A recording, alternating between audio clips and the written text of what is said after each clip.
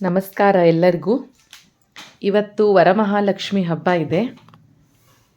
ಅದಕ್ಕೆ ಇವತ್ತು ವರಮಹಾಲಕ್ಷ್ಮಿ ಹಬ್ಬಕ್ಕೆ ರಂಗೋಲಿಯನ್ನು ಕಲಿಸ್ಕೊಡೋಣ ಈಸಿಯಾಗಿ ಅಂತ ಹೇಳಿ ಈ ವಿಡಿಯೋನ ಮಾಡ್ತಾಯಿದ್ದೀನಿ. ಫಸ್ಟಿಗೆ ಏನು ಮಾಡಬೇಕು, 3ರಿಂದ 5 ಚಿಕ್ಕಿ ಇಟ್ಕೊಂಡು ಬಾರ್ಡರ್ ಅಷ್ಟೇ ಈ ರೀತಿ ಲೈನ್ ತಕ್ಕೋಬೇಕು. ನೆಕ್ಸ್ಟು ಮಧ್ಯದಲ್ಲಿರುವಂಥ ಎಲ್ಲ ಚಿಕ್ಕಿಗಳನ್ನು ಲೈನ್ ಮೂಲಕ ಜೋಡಿಸ್ಕೊಂಡು ಈ ರೀತಿ ಫ್ಲವರ್ ಥರ ಮಾಡ್ತಾ ಬರಬೇಕು. ಇದು ತುಂಬ ಈಸಿಯಾಗಿದೆ. ನೀವು ಲಕ್ಷ್ಮೀ ಪೂಜಾ ಎಲ್ಲ ಮಾಡಿದಾಗ ಈ ರೀತಿ ರಂಗೋಲಿ ತೆಗೆದ್ರೆ ತುಂಬ ಸುಂದರವಾಗಿ ಕಾಣಿಸುತ್ತೆ ಇದು ರಂಗೋಲಿ. ಆಮೇಲೆ ಅದು ಫ್ಲವರ್ ತೆಗೆದ್ಮೇಲೆ ಮಧ್ಯದಲ್ಲಿ ಗ್ಯಾಪ್ ಇದೆಯಲ್ಲ, ಅಲ್ಲಿ ಈ ರೀತಿ ನಾನು ಫಿಲ್ ಮಾಡ್ತಾ ಬರ್ತಾ ಇದ್ದೀನಿ. ನೋಡಿ, ನಾನು ಎಲ್ಲ ಸೈಡಲ್ಲೂ ಇದೇ ರೀತಿಯಲ್ಲಿ ಫಿಲ್ ಮಾಡಿದ್ದೀನಿ.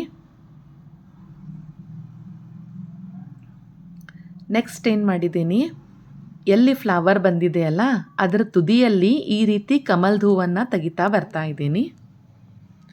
ಲಕ್ಷ್ಮೀ ಪೂಜೆಯಲ್ಲಿ ಕಮಲ್ದ ಹೂವು ತುಂಬ ಸುಂದರವಾಗಿ ಕಾಣಿಸುತ್ತೆ. ಕಮಲ್ದ ಹೂವನ್ನ ಈಸಿಯಲ್ಲಿ ಯಾವ ರೀತಿ ತೆಗೆದಿದ್ದೀನಿ ನೋಡಿ.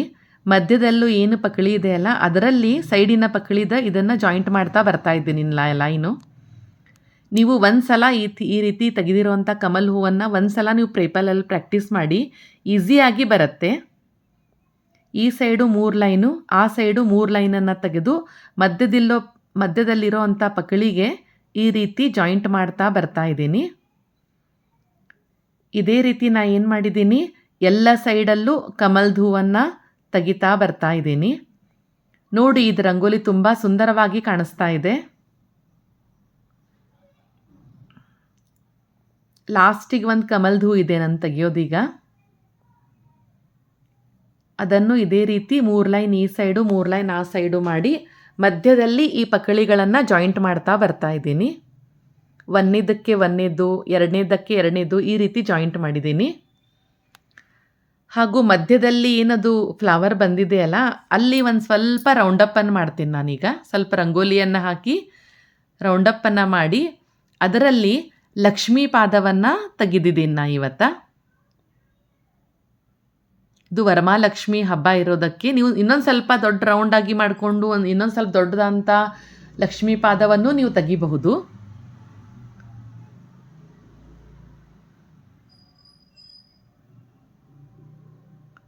ಈ ರೀತಿಯಲ್ಲಿ ಮಾಡಿ ಅರಿಶಿನ ಕಲರವನ್ನು ಮಧ್ಯದಲ್ಲಿ ತುಂಬಿ ಆಮೇಲೆ ಪಾದವನ್ನು ಕೆಂಪು ಕಲರ್ಲೇ ಬರ್ತಾ ಇದ್ದೀನಿ.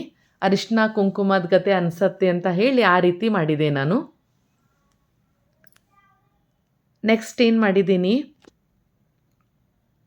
ಅದು ಕಮಲ್ದ ಹೂ ಇದೆಯಲ್ಲ, ಎಲ್ಲಿ ಜಾಯಿಂಟ್ ಆಗಿದೆಯಲ್ಲ ಅಲ್ಲಿ ಒಂದು ಸ್ವಲ್ಪ ರಂಗೋಲಿಯಿಂದ ಫಿಲ್ಲಪ್ ಮಾಡಿ ಅದು ಒಂದು ಸ್ವಲ್ಪ ಬಟ್ಲೆ ಒತ್ತಾ ಬರ್ತಾ ಇದ್ದೀನಿ.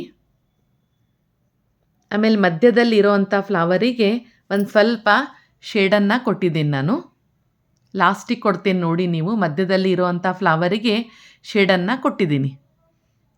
ಈ ವರಮಹಾಲಕ್ಷ್ಮಿಗೆ ಹಬ್ಬಕ್ಕೆ ಕಲಿಸಿದಂಥ ಈ ರಂಗೋಲಿಯನ್ನು ನೀವೆಲ್ಲರೂ ಪ್ರಾಕ್ಟೀಸ್ ಮಾಡಿ ನಿಮ್ಮ ಮನೆಯಲ್ಲಿ. ಆಮೇಲೆ ನಾಳೆ ನಿಮ್ಮ ಮನೆ ಹೊರಗಡೆ ಆಮೇಲೆ ದೇವ್ರ ಮುಂದೆ ಎಲ್ಲದರ ಮುಂದೆ ಈ ರಂಗೋಲಿ ಹಾಕಿದರೆ ತುಂಬ ಸುಂದರವಾಗಿ ಕಾಣಿಸುತ್ತೆ ಇದು ರಂಗೋಲಿ. ನಾನು ನಿತ್ಯವೂ ನಿಮಗೆ ಈ ರೀತಿ ರಂಗೋಲಿಯನ್ನು ಹೇಳ್ಕೊಡ್ತೀನಿ. ನನ್ನ ಚಾನಲನ್ನು ಸಬ್ಸ್ಕ್ರೈಬ್ ಮಾಡಿ, ನಾನು ಕಲಿಸುತ್ತಿರುವಂಥ ರಂಗೋಲಿಯನ್ನು ಶೇರ್ ಮಾಡಿ, ತಪ್ಪದೇ ನನಗೆಲ್ಲರೂ ಕಮೆಂಟ್ ಕೊಡಿ. ವೀಕ್ಷಿಸಿದಂಥ ಎಲ್ಲರಿಗೂ ಧನ್ಯವಾದಗಳು. Thank you.